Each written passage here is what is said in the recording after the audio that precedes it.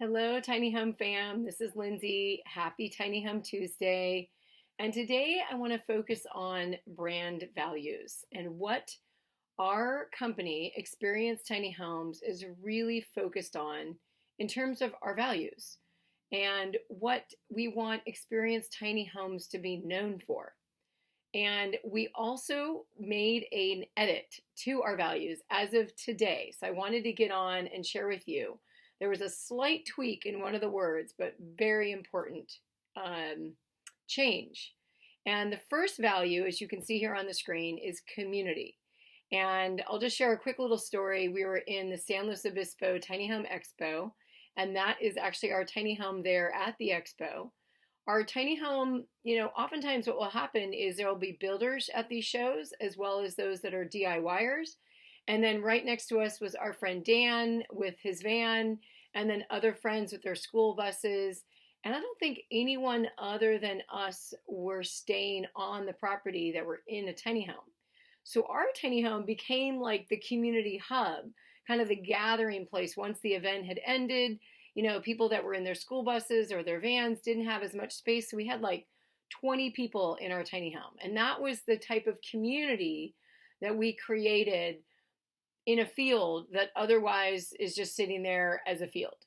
So I just wanted to share that story of community and how much it touches me that we were able to be the hub for that, group of 20 people that were all nomadic and van life and schoolie buses and tiny homes. And we all came together and shared story and drank beer and had fun after a long day of sharing with so many more of our community, so many people that want to go tiny, that are interested in going tiny. So that's the first value. The next one is autonomy. It's something that I feel is so important. This is why I'm soon to be launching the Right Sizing Our American Dream podcast. And when I talk about right sizing, the fact that we get to choose, that we have the autonomy to choose. And for so long, I know growing up from the 70s, 80s, 90s, and on, so much of the propaganda was about buying things. And if you're successful, you have this type of car and this size of a house. And somewhere in the middle of all that, realizing that we were rushing to go and buy a home that was going to put us into so much debt, and us saying, no way, no more. And so that's the autonomy that I'm talking about, the autonomy to actually have choice in what it is how you want to live your life, how you choose to live in a home. And the next brand value is diversity. So this is the one that replaced leadership. I think leadership actually lives in amidst diversity and advocacy. So I felt like it was perfect time to put diversity in there. And I love how I put all the different colors of the rainbow. You'll see the people that are represented in that picture. Diversity is so important for our nation, for our world. But to speak specifically to tiny homes and how they can help, tiny homes can create more diversity in communities of affluence that have been specific to a certain race or color, namely white people. And so creating that diversity, getting the ability to reduce the amount of rental or mortgage that is related, can spread and grow the diversity that all of us can weave together a nation of people that have come from all walks of life. That is actually the basis of our culture. And yet, for all those people that were stolen, the generations that were stolen to be brought here to build our nation, that is something that we have a lot of repairing to do. I know for me, being a representation of the white Caucasian female, I am saddened by all the atrocities and all the oppression and repression that have happened for countless centuries and generations. And I really want to stand for diversity and welcoming of all people, all races, all genders. Everyone gets a choice. Everyone gets a voice, right? This is the great American dream. And the other one that leads us to that great American dream, especially as it relates to tiny homes, is advocacy. Right now, across the country, we've got less opportunity for people to live in tiny homes than we have for people to live in large homes, large single family homes, or even large apartment complexes, you name it. Apartments were a good direction for where we're going, but we basically have about 30% of our population is not living, well, sorry, actually, I'm going to get that correct. AARP did this report, so I'm going to get this right. Here it is. It's right on my screen. While only 20% of today's households are nuclear families, the housing market largely remains fixated on their needs. By 2030, 1 in 5 people in the United States will be age 65 or over. And by 2035, older adults are projected to outnumber children for the first time ever. What that means is the nation's housing stock doesn't fit the realities of a changing America. So we've got to advocate and really push on the focus of our city council members and our supervisor, districts, towns, boroughs, wherever you live. And the advocacy that I want to point you to is the Legalized Tiny Home 2-part advocacy training starting this Wednesday. And that link is down below. So be sure to take a click on that.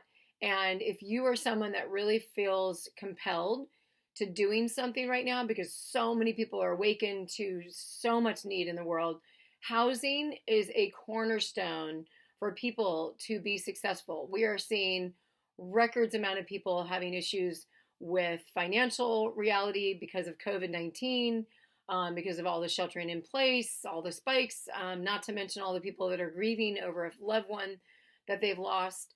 So the advocacy, if that is something that you're feeling called to, then check out that. We're going to be doing a 2-part program on the 24th, this Wednesday, tomorrow, and at 5 p.m. to 6:30, and also on July 8th from 5 to 6:30. So by signing up for $25, you get a year's membership with the Tiny Home Industry Association, which I'm on the board of, because I feel it is so important to be a part of a movement and grow it. I volunteer my time to do this advocacy work. And I'll tell every one of you right now, for those that are interested, I'm going to be offering something really cool on that advocacy training on the 24th. So if you're interested, check that out, because there'll be a way for us to gather together week after week to really develop whatever you need, whatever skills you need to go in and be a force for good and change and diversity and community within your community. And the other value that I have held for so long that really kind of awoke in me in my late 20s, early 30s was sustainability. You know, a lot that was going on in the world had been going on for a long time. People were becoming aware. There's the Rachel Carson book, A Silent Spring, that's really kind of opened our eyes to the toxicity of our world. There was, furthering of the inconvenient truth, global warming, scientists. And for me, my start was really into recycling. I really was excited about recycling. And now I've learned a lot more about reducing. Hence, my square footage of my home is only 300 square feet. So that means I only have to heat or cool 300 square feet, not a big home. In fact, right now I'm filming this video in my parents' house, which is 1,900 square feet, and we've lived here all winter. And when we had to heat it, we had to heat the whole house because it was a whole house heating system. We turned off the vents in rooms we weren't using, and we weren't using at least 2 or 3 of them. But it was still a lot to clean, heat, take care of. And now we're in summer, as you can see with my shirt, and we're having to cool the house a little bit more because we are in the Northern California, Ukiah area, and it gets really hot.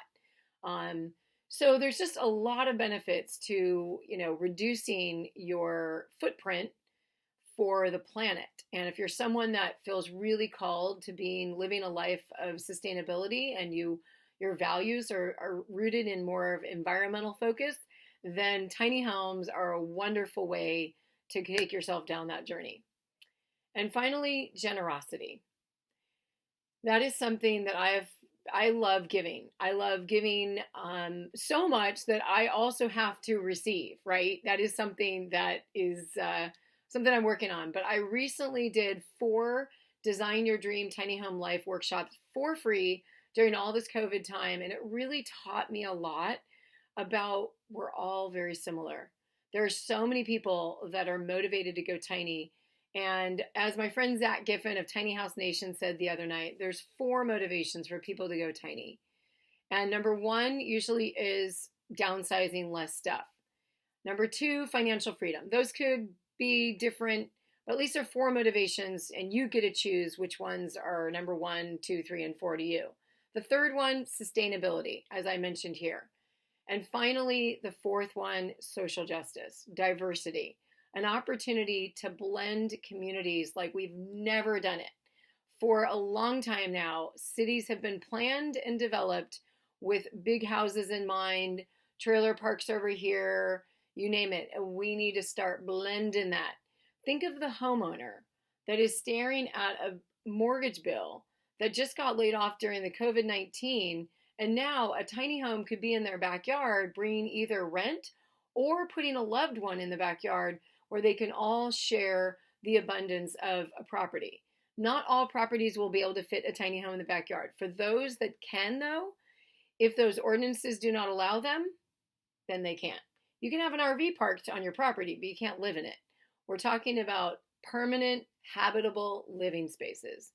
So that is what I wanted to bring to you today, Tiny Home Tuesday. If you're someone that is really desiring a different path in life, I'm very excited to be releasing a challenge in this next month in July. So stay tuned for it. But I've got some really good stuff cooking along. And my values are how I make decisions based on everything that comes my way, whether it's choosing a certain finance company, whether it's choosing to go forward and create a challenge, or whether it's choosing a different product to help my business grow and so I can get more messages to you. So thank you so much for tuning in. Thank you for being part of the Tiny Home fam, and I look forward to seeing you on the flip side. Be sure to book a 20-minute tiny home coaching call, clarity call, consulting call. I call it a number of things. I'm flourishing with really taking a look at how I say things. And I don't always get it right. But I would say of the calls that I've had, the people largely are very excited to have someone to talk to that's been there, done that. This is our tiny home. I'm Lindsay. We live in a 33-foot tiny home. We've lived in it for almost 2 years now, and off and on because of COVID and because of having to leave certain property. But we found a new place in Santa Rosa, so we're super excited to be landing that, and we will definitely be sharing video of that process as well.